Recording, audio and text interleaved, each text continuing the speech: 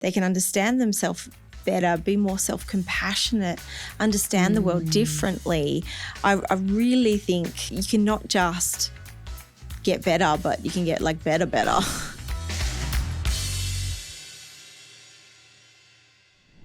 Hello, Julie. Welcome to But Are You Happy? I am actually really excited to talk about this topic, depression, which sounds a bit of an oxymoron in itself because there is a lot to it. But yes, I firstly just want to say thank you for joining us. Oh, my pleasure. I love talking about all things mental health, even topics like depression. I think there's so much in it that's really interesting. And so I hope people really like learning more about it today. Yes, I know we will. And it's interesting too, because when I hear the word depression, right, it gets thrown around a lot casually in conversation. We can just be like with our girlfriends, oh, I'm depressed. But no, you're actually just sad. And it gets me thinking about what actually is depression. It's something, it's funny. I agreed to do this. And I was like, yeah, I'll talk about depression. And then I was like, what is depression? I went, oh, yeah, okay, let's go back to basics. What is it? It absolutely can be thrown around a lot. Sadness is a normal human emotion. It's actually pretty good for us. We need it as well. I think the difference for me, between normal sadness and really entering a depressive episode is when it starts to spread, colonize and become this sort of self-perpetuating darkness in somebody's life. That's not a clinical definition of depression, but that's, I think, an easier way for people to understand it. Yeah. There are definitely diagnostic and statistic criteria out there that pretty much anyone can go out and Google themselves and it'll give a list of criteria. It has to, loss of interest in your activities.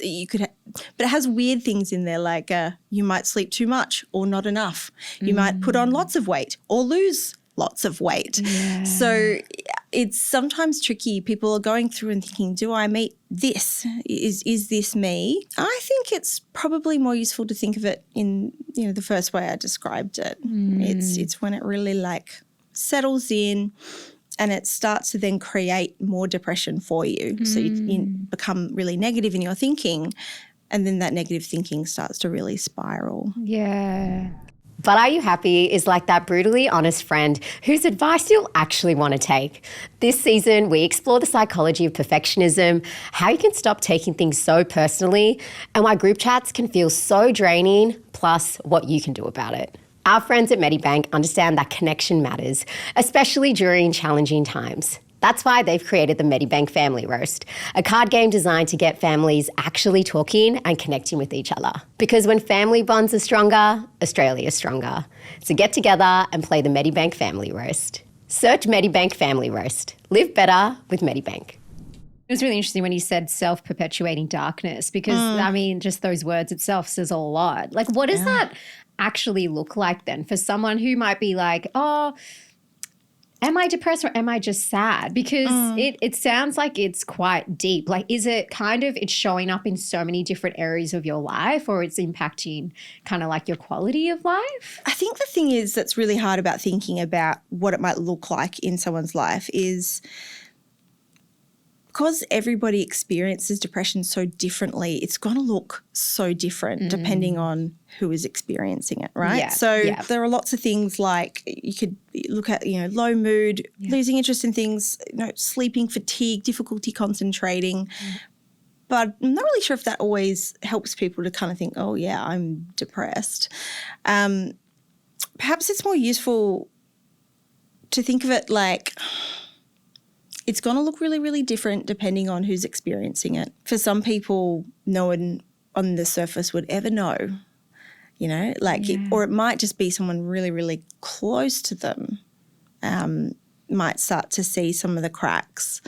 You could be looking at anything from intense irritability, difficulty keeping up with a job, not enjoying things that used to give them lots of joy. I wonder if it's probably too early to bring it up, but I work from an internal family systems sort of model. Yeah. I don't want to turn this into like a little mini lecture on types of therapy. Go for it. But very, very briefly, it sort of conceptualizes a person as having lots of different parts of themselves. Some are very well known and are these protective parts that you bring out into the world, and some are lesser known. Some are deep and below the surface, and you might go your whole life without really making much contact with them. So I tend to kind of look at it like it can be a system collapse. So they might have gone swimmingly through their whole life, and a protective part might have kept them safe by being, for example, a people pleaser. You know, I'll do everything for everyone. Yep. And that kind of keeps me feeling good, and I don't have to experience all this underlying sadness that's there. But then something changes in their life, like they get a chronic illness, or maybe a relationship breaks down, and they have children. Oh my gosh, having kids will 1,000% break any kind of structure anybody's built around their sadness. And all these things that used to protect them, I know, like, they can't do them anymore. And sometimes when the system collapses like that, that's when you see people in a depression. Yeah. Does that make sense? Yeah, like, totally. I think what I'm hearing too is that depression, and I was actually reading an article about this, and it was saying how depression isn't just a cognitive, it's not just about the cognitive, it's also like a physical thing, or it's like physiological. So it does impact the body too, or is that a myth? Well, I used to have this great supervisor, and she just said, "We're not heads on sticks, Julie." And That's so interesting. And I was like, what does she mean by that? What she meant was our brains and our bodies are deeply connected. So, yeah, absolutely. When people become depressed, their body can start to feel different. It might, difficulty sleeping, low energy and fatigue, and tiredness and difficulty getting going. So, yeah, and the ways in which both trauma and depression can show up in your body are as wide and as varied as the people in the world and the types of experiences that they can have. So it can get pretty wild, actually. There are different types of depression too, right? Because it's not just a blanket depression label. There is sort of like your blanket depression label. That's probably what people are talking about when they say I'm clinically depressed or, I have major depressive disorder. But there's also different kinds of types as well, right? So there's like persistent sort of low chronic mood, like chronic low mood, something called dysthymia, major depressive disorder. There's seasonal affective disorder, which is, very cruelly labelled SAD, sad. Why did they do? Why? There's seasonal affective disorder, and that's a real thing. I wanted to shout out to all the ladies. Premenstrual dysphoric disorder is a real thing. It's something I've kind of think I've had my whole life, but was just, pretty much told, oh, yes, we all get a bit cranky before our period. But, yeah, it can be a real thing, like episodes of depression before you get your period. Get your period and then, hey, I'm better. Yeah. They're usually useful more for administrative or like bureaucratic processes. It's not always necessary, I think, in therapy or for yourself to know exactly which kind you have. They really are just categories. I think it's good to be aware that they're a thing, right? Like seasonal affective disorder, postpartum depression / anxiety. It's good to know that they're a thing. I think that's really important. But,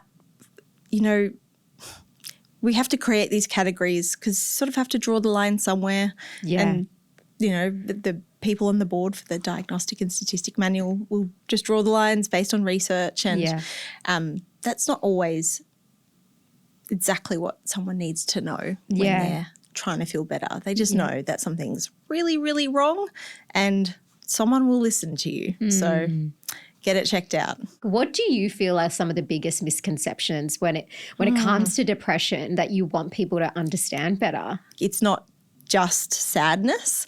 It's a type of sadness that, it's also hopeless and it can feel like worthlessness as well and a numbness. So it's deep. As I said, I feel it can become very self-perpetuating. Yeah, people don't really feel alive anymore. They can feel like they're in zombie mode. So I think it's important just to dispel the myth that they're just a bit sad because usually by the time someone's like, I think I'm depressed, it's like, yeah, you are. Like, people tend to, they don't want to be judged. So they tend to err on the side of not like kind of putting themselves out there and saying, hey, I think something's wrong. Another really important one is the person does not want to be that way. You know, our culture is really into blaming people when they're sick or just really believing that you can do anything with just a bit of willpower and a bit of cheer. Weakness is often very much like shoved to the side. We don't want to see any of that. And so if they don't understand somebody's depression, it's so common for people just to go, oh, well, like, look what they're getting out of it. They don't have to go to work. They don't have to go to the gym. You know, they kind of like being looked after. None of that's true.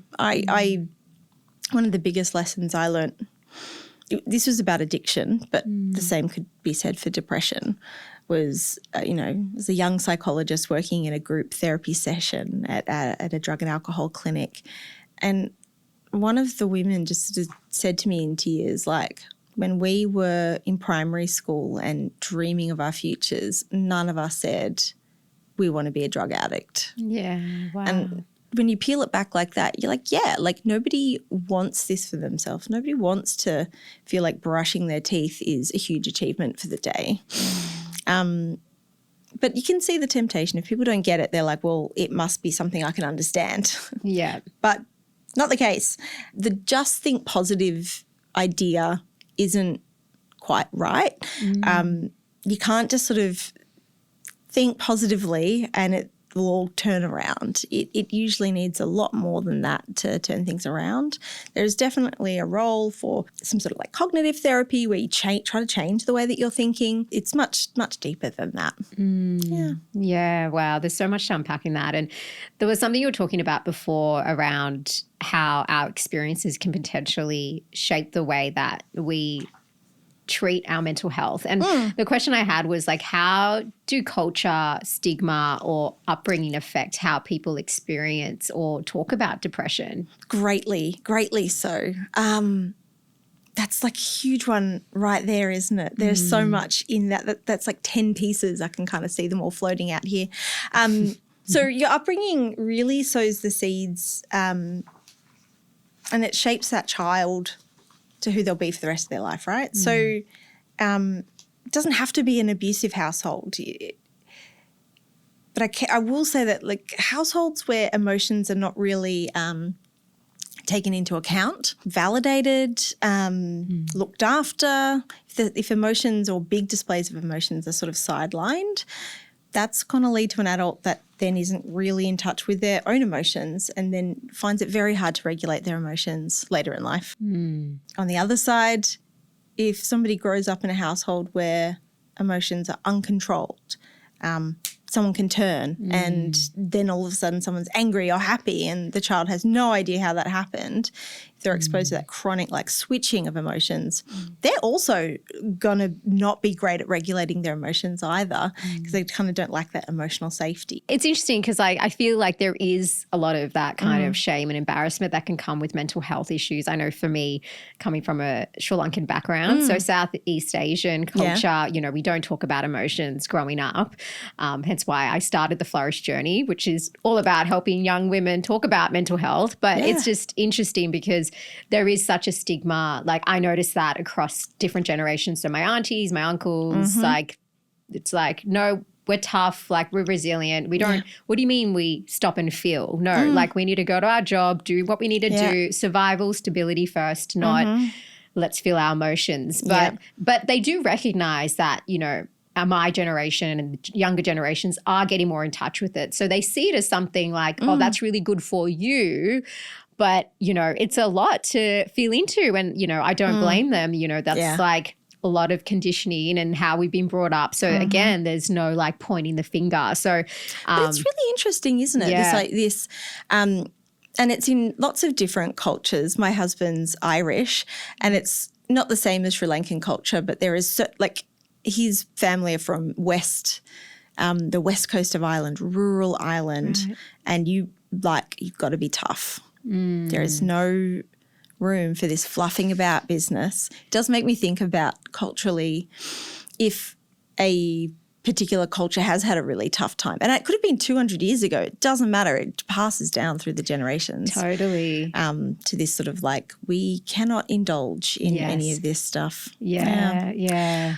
I did want to say I'd feel terrible if I didn't mention that people's experience of depression based on their culture or being a marginalised community, they're going to experience depression. They're going to have it worse because they're in a marginalised community. I think like they carry this disproportionate load based on insidious traumatisation and unfair systems. Yeah. So it's just really important to point out as well that depression might actually look like it's occurring more in Aboriginal and Torres Strait Islander communities or LGBTQI plus, culturally and linguistically diverse communities, and also people with disabilities as well.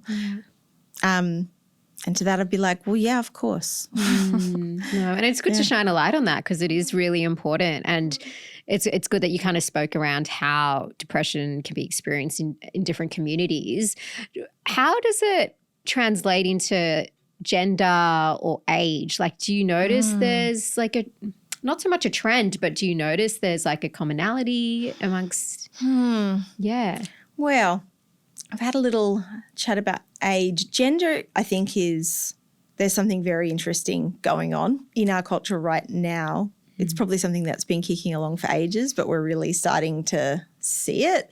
We socialise boys in such a silly way.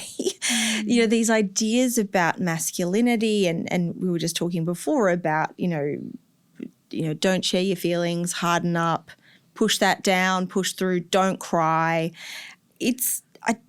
It makes it very hard for people then to recognise their sadness or their shame when they're not meeting these ideals. And that can become super toxic and really unfair for young boys, men, and then older men as they kind of carry around that mantle of some weird thing that we've decided as a culture is being masculine. And then if they don't overperform what that is, then they should be really embarrassed. But you can't tell anyone about it and you don't even know what that feels like. I mean, how did we think that was going to go well? Yeah. I don't, that is never going to go well. Yeah. And women, we carry our own load, right? You know, chronic stress of navigating patriarchal unfair structures, like as I talked about before with other marginalised communities, is really gonna suck and it can make life harder. But there's also there's the way that women are taught to be and what being acceptable is for a little girl that can also be really harmful. Like it can look like lots of different things, like narratives that are still really strong in children's cartoons about finding love will save you. And how do you find love? You'd be beautiful or you'd be sweet or talented or just that right mix of like enough sass but not like making anyone feel threatened. Yeah. You know, that hard line. And that can in and of itself mean that depression shows up really differently, right? You might outperform, overgrow, but at the cost of like your own sense of self, like, you know, abandoning who you really are. Yeah, so it absolutely can show up differently in genders. Yeah. I was reading an article about how depression, it's not just about low serotonin levels. Like there's more to it. So like what actually are the causes of depression? Oh, so the low serotonin theory is, you're right, it has been debunked. But I guess because antidepressants, which work on serotonin, increase the amount of available serotonin in your brain, work so well, they were like, well, it must be that depression is because people have low serotonin levels. But as they do more and more research, the findings are more and more inconsistent. It just doesn't show a clear relationship. So then it's like, well, what does cause depression? There are some biological factors that might make somebody more predisposed to becoming depressed. I don't think that this is particularly well known, and, research is ongoing. It's things like a dysregulated stress response, so more difficulty to calm your body down after being stressed, or heightened emotions. It could be inflammation in the brain, changes in neuroplasticity. But there's no way at this point in time that we haven't got like a clinical cutoff where we can go, right, okay, like you've got this much neuroinflammation, you're at this risk of developing depression. And something that I've been thinking very deeply about in recent years is your biology, particularly when it comes to mental health, isn't deterministic. It is definitely a part of the puzzle. But I have to get to a point where I'm almost like, no one's biology or predisposition can be inherently bad, because to do that, you'd have to look at a child and be like, well, you're just already wrong. And that's just obviously not how we think about it. That's not how we see everybody as having all this potential. My own daughter, Billy, is just like so emotional and, heaps of difficulties concentrating, and cries a lot, and falls over and screams. She has the full gamut of human emotions. Yeah. And so, if we're looking at, like, she probably has some biology there that makes her very sensitive to or very can be flooded by her emotions. But it's also like something really cool about her, and she's very lovable. Like there's nothing bad about that. I don't think there's, even a dysregulated stress response system. It's useful in some ways to have, someone in your tribe who's always just like a little bit more predisposed to being stressed, because they might kind of push us, nudge us along. They have all these positive qualities. So it's not just the biology.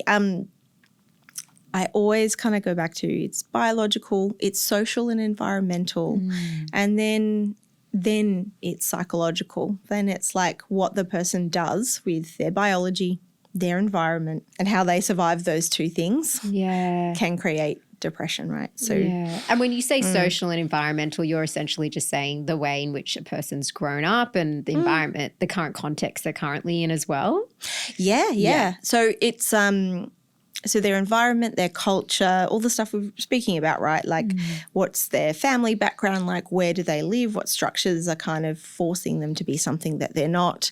Then there's that family of origin is really important, and it's such a trope. Like, right? You go to a psychologist and they're like, tell me about your mother. But but it's these are your first important close, loving relationships, and they absolutely form the person that you are. It doesn't, as I said before, it doesn't need to be an abusive or neglectful household to create problems later down the line. People are doing most parents, I should say, not all, are doing the best they can, and it can still sometimes cause some issues down the track, right? So early experiences, how we navigate threat, how we perceive relationships, how I should be in a relationship. You put these all together, and as I said before, from an internal family systems perspective, that environment, your temperament, people start to kind of create all different parts of the self to manage. And I do think that it's usually when the current context, some kind of trigger, and the whole system can't cope anymore. What you've done your whole life to get by, all of a sudden doesn't work anymore. That's when we tend to see this sort of system collapse, and which can look like depression. In other people, it could look like raging anxiety, or like some sort of narcissistic personality. It can look so different, but for some people it looks like depression. So I know that we've been doing a lot of myth busting. And something I've heard about is that depression is often talked about as something to fix or cure. From a clinical perspective, what's unhelpful or even harmful around phrasing like that? I mean, I can feel it, right? It's like, nobody wants to feel depressed. Sadness sucks. People want to be better, and that's totally normal and natural and has to be validated. They don't want to be feeling like this, and they want to fix it. At the same time, you really have to hold that there's still nothing wrong with the person. Fixing or curing implies that they're broken, that there's something really wrong with them. And so, when it comes to sort of thinking through fixing or curing, like, you don't want to eliminate the depression. You know, I'm coming from a perspective where I'm trying to understand it, lean into it, listen to it, figure out what wisdom it has. And it's more about armoring up their depression or unburdening it from whatever it's carrying so that it can kind of play nicely with the rest of the person's internal system rather than banishing it further. So that's kind of how that cure fix thing can be, not always helpful. Yeah, totally. And it's hard, right? Because we're in this kind of system that can be very deficit based, right? It's like, how do we find the compassion and how do we encourage people? Because I can imagine that can feel quite disempowering when someone's like, oh, what do you mean? Because is depression something, and again, I know I'm using deficit based language, but is it something that like is going to be with you forever, or can it go away? Oh, yeah, it can definitely go away. Okay. It's not like a life sentence. It's something that can be cured, and not just people can get better and get back to normal. I don't want to oversell what psychologists can do, but I do believe that when people do their own work, they could be better than normal. Like, you can motivate people to do great things. They can understand themselves better, be more self-compassionate, understand the world differently.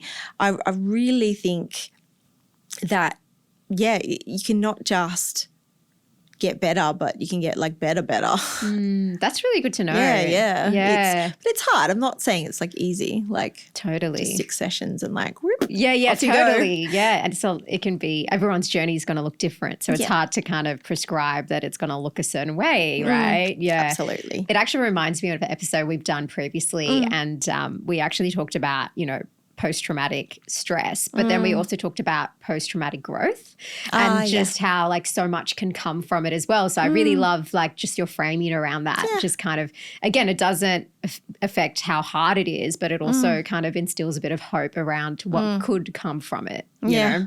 I'm constantly balancing hope and also their pain, because if you're too hopeful and too jolly and Pollyannaing the kind of like, come on, let's pick you up, that can feel really invalidating. But at the same time, you really want to hold that, like, this really could be different. That is not everyone's experience. There are definitely people out there that had sort of this chronic, lifelong depression that never lifts.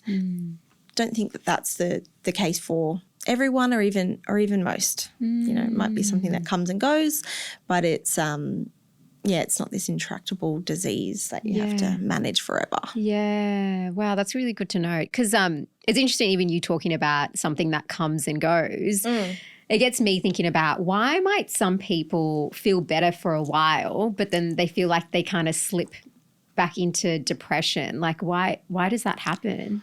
It could be that, like, the recovery was something that was sort of short-lived, and from a parts-based perspective, you could say that, like, a protective part of the self just sort of, another one got created and jumped out and sort of came to save the day. But if the underlying stuff is still there, then that poor new protective part that comes out, let's say it's maybe a new cognitive restructuring exercise that really helps them to think positively, and it's very logical, and it's, they've got a really good internal positive voice.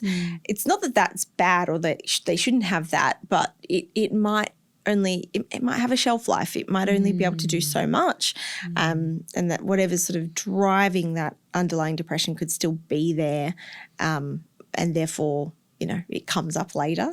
That's not always the case. Sometimes it's just genuinely something really shit happens in life. It's really heartbreaking when that happens in the therapy room, right? Like, these great people who are just trying to live their lives, and something awful happens to them, it's probably quite natural to have a relapse to depression. Like if you lose a job or you know, something tragic happens, they lose someone in their life. What else? Sometimes it's maybe not a really horrible negative thing that's happened to them, but just the situation, a new environment that they're in starts to trigger some other part of the self that they didn't know was there.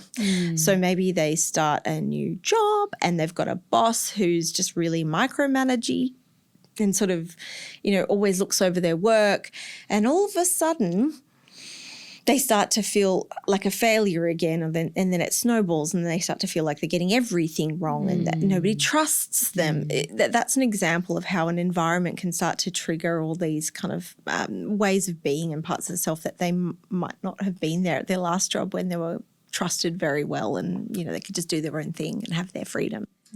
Yeah, so it can be like so many little things can kind of come in. It doesn't have to be that you didn't finish therapy last time. I like to think of if you have depression, try to think of therapy like something that you start and then you take a break and then something else will come up later and then you'll start again and then you'll look into another piece of it and then you might stop for a bit and then you might be in a completely different life stage. You're in your 50s and you're hitting your career and then, whoop, it's back.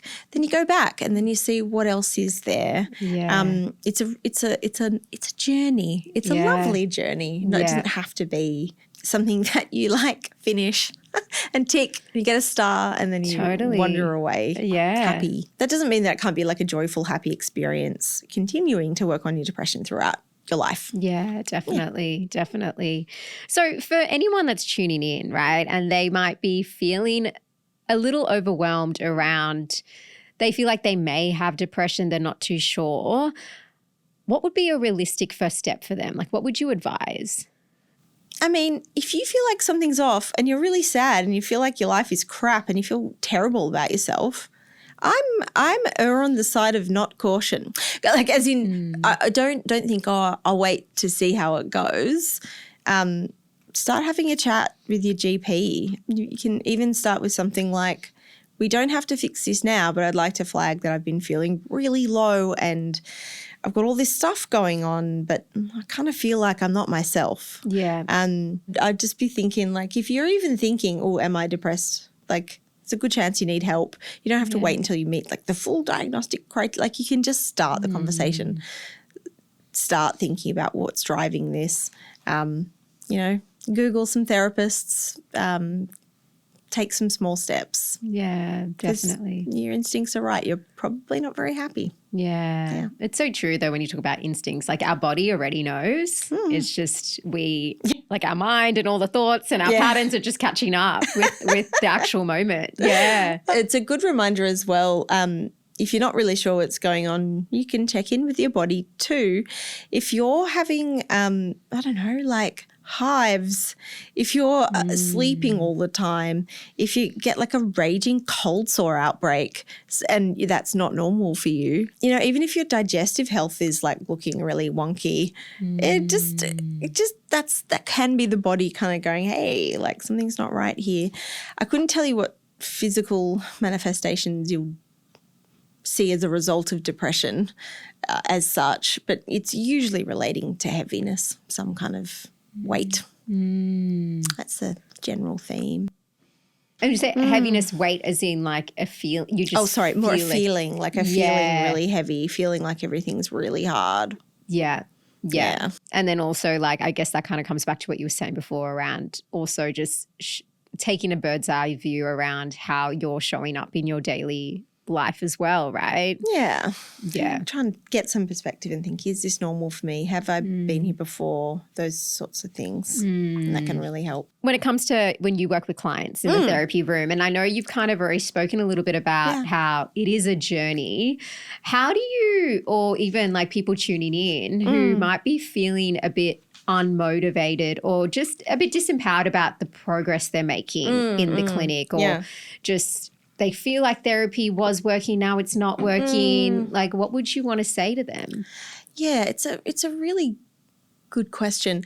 I would say, once again, trust your gut, right? Like, if you're kind of like, something's kind of a bit stuck here. Like, I keep going to sessions and we talk about stuff, but it's not really changing much. It doesn't mean that you're correct and you should fire your therapist immediately, although that is an option. That is an option. Yeah. But so you want to be checking in with first, like, is this just a really frustratingly slow process? And you are making progress, but it's just really slow and you're really annoyed and you want it to be faster. Yeah. And I'd be inquiring, what part of you would like this to be done? What part of you is like the overperformer that tries to do everything really quickly, that fixes things, that is efficient, that gets stuff done, and then they're now trying to like apply their skill set to treating depression. So often it needs a gentler touch. Yeah. So that can be something that's going on. But I would absolutely encourage people to bring it up with their therapist. Yeah. A good therapist will really welcome this sort of discussion. Not everyone's perfect. If they get defensive, though, I'd be a bit like, like you can see someone else. You don't have to. You don't have to show them any loyalty, right? They're there for you. It's true. And if if it's not working and something feels a bit off, you can absolutely just say, take a break and maybe look for someone else. I don't think we take it personally. Like, we get it. We're not the person for everyone. I think they would welcome a conversation like, hey, so, we've seen each other for quite a while and I'm just getting this sense that like something's not moving. Are my goals wrong? Is it that we need to kind of change tack? Do we both need to take a step back and kind of go, well, like, what do we want to achieve here? You can also ask as well, like, is there any blocks that you can see that like I can't see? That kind of invites them to actually tell you. It's like, oh yes, every time we start to talk about something stressful, you start to talk about something else. And oh right, that's why I'm not getting better. Oh, it's my resistance. Yeah. Hello and welcome. So I think that's what I would encourage people to do if there was kind of a bit like, oh, this isn't really going anywhere. Yeah.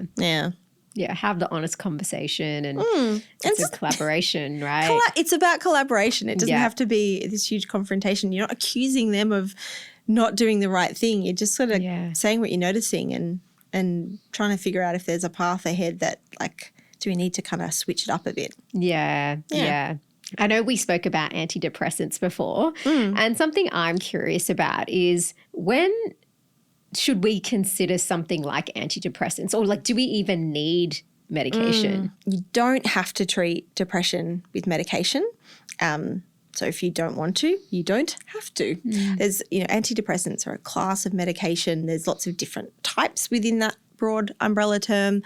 But SSRI, selective serotonin reuptake inhibitors, they are the most commonly prescribed, and your GP can prescribe an antidepressant. You don't have to go to a psychiatrist and, that's expensive. And essentially, just so I'm understanding too, so taking the antidepressants is is it bringing up your serotonin levels? Is that what's going on in the brain or? It makes more serotonin available in the brain. That's a really rudimentary sort of explanation. And serotonin is good. Yeah. At least like the right amount of serotonin is good.